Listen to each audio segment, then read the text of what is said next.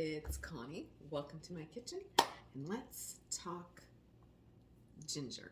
Ginger is so healthy for you, has so many great things: motion sickness, inflammation, gut health, and it tastes good.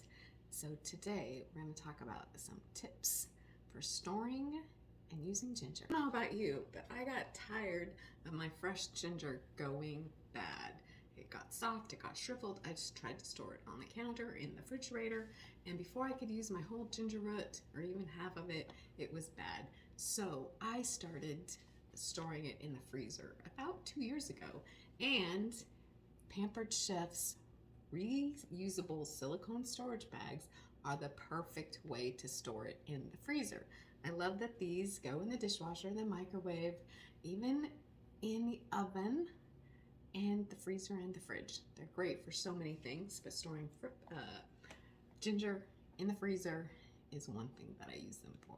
One thing you'll want to do is go ahead and cut your ginger root into smaller pieces. I usually have several 1-inch pieces and then some bigger chunks and then a long skinny one if I can get it for different uses. But most of the time, most of my recipes call for a 1-inch nub of ginger. So before you throw it in the freezer, that helps with. Okay, it's frozen. Now, what do I do with it? Well, when it's frozen, it's really easy to peel that skin off with a peeler. Using the spoon to scrape it off doesn't work as hard because now the skin is not soft. You can go ahead and peel all of your ginger if you want, and you can even chop it or grate it and store it in little freezer bowls and put it back in the freezer so it's ready to use. Now we've got our ginger that we're going to use all peeled, ready to go. It's still frozen. If you want to chop it up, just let it come another 5-10 minutes so it's a little easier to chop, so it's not as firm. But what I like to do is zest it while it's still pretty much frozen, and so that's grating it using the Pampered Chef Zester.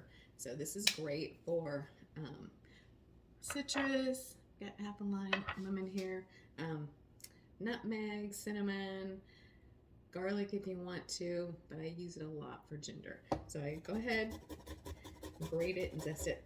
So some of the things I use this ginger for after it's done, besides stir frying and cooking, it goes great in dressings. I love it in my smoothies. You can make your own ginger tea with it. Let's see, great in sauces, dips, all kinds of, put it in some olive oil, toss it in some veggies, give yourself a little bit different flavor. So see how nicely that zests up? So then you grate it, and I'll go ahead and do the whole thing, and then it's ready to cook. Usually you need a tablespoon, or like I said, 1-inch, or right now these are in the outlet. These are Pampered Chef's little freezer containers. They come in a set of 6 with lids. But any kind of little freezer container, you can then put your zest back in there and put it back in the freezer if you have any leftover that you want to use later.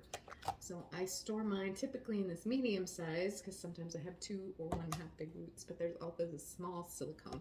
And I love these because I have kept my ginger in the freezer for up to 3 months. No frostbite, no freezer burn, none of those icicles going. You just want to make sure that you get all the air out every time you get your ginger in and out of there.